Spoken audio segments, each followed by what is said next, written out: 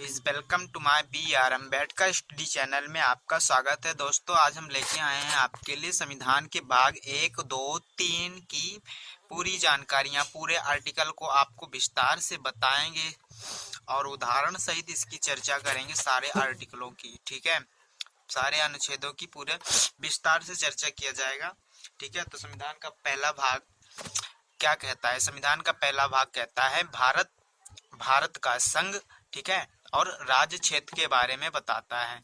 तो संविधान के भाग पहले का पहला आर्टिकल है कि भारत एक संघ है, सब राज्यों को मिलाकर भारत एक संघ है। जैसे कि भारत में 29 राज्य हैं, ठीक है, जैसे कि भारत में 29 राज्य है, जैसे कि उत्तर प्रदेश, मध्य प्रदेश, बिहार, महाराष्ट्र, गुजरात, आसाम, राजस्थान, तमिलनाडु, तेलंगाना, उड़ीसा, कर्नाटक, छत्तीसगढ़, झारखंड, पश्चिम बंगाल, अरुणाचल, हरियाणा, पंजाब, जम्मू कश्मीर, केरल, मध्य प्रदेश केरल, आंध्र प्रदेश, उत्तराखंड, और मेघालय, हिमालय, मिजोरम, त्रिपुरा, सिक्किम, गोवा।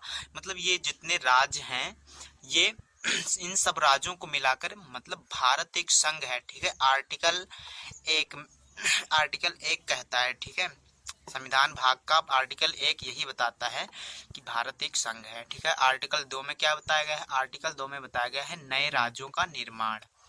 ठीक है, नए राज्यों का निर्माण बताया गया है। ठीक है, इसका उदाहरण देते हैं आपको।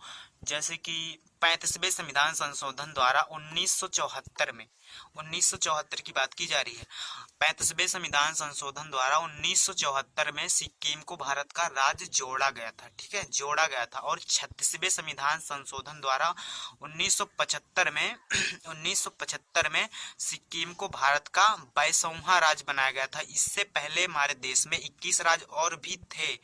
ठीक है, तो आर्टिकल 2 के तहत सिक्किम को भारत का 22वां राज्य बनाया गया था, आर्टिकल 2 के तहत। और आर्टिकल 3 क्या कहता है? आर्टिकल 3 कहता है कि भारत की सीमा, जो मतलब भारत का जितना भी राज्य है, भारत की सीमा के अंदर नए राज्यों का निर्माण। इसका भी उदाहरण देते हैं। जैसे कि अभी हाल में ही 30 अक्टूबर 2019 को जम्मू कश्मीर को 2 शासित प्रदेशों में बांटा गया, जम्मू कश्मीर, लद्दाख। ठीक है, इनको 2 शासित प्रदेशों में बांटा गया। ठीक है, 30 अक्टूबर 2019 को। तो आर्टिकल 3 के तहत बांटा गया। ठीक है, विभाजित किया गया इसे।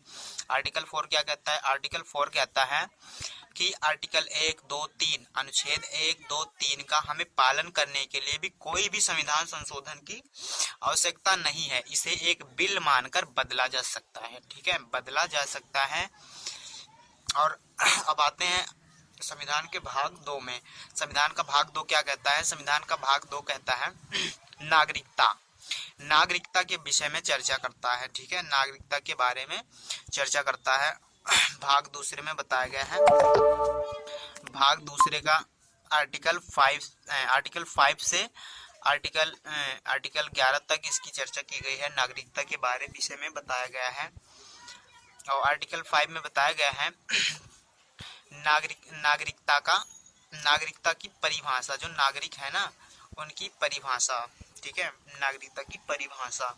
और आर्टिकल 6 में बताया गया है कि पाकिस्तान से भारत आने वाले जो नागरिक थे विभाजन के समय, ठीक है, जब भारत का विभाजन हो रहा था तो पाकिस्तान से भारत आने वाले नागरिकों के विषय में चर्चा की गई है आर्टिकल 6 में। आर्टिकल 7 में भी यही चर्चा की गई। जैसे कि पाकिस्तान से भारत आने वाले लोगों के विषय में चर्चा की गई है आर्टिकल 6 में, उसी प्रकार आर्टिकल 7 में भारत से पाकिस्तान जाने वाले नागरिकों के विषय में चर्चा की गई है।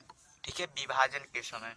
और आर्टिकल 8 में क्या है? आर्टिकल 8 कहता है, आर्टिकल 8 में जैसे कि मूल लोग जो भारत के नागरिक तो हैं, लेकिन वो विदेशों में रहते हैं, भारत में उनका कभी कदार का आना जाना रहता है।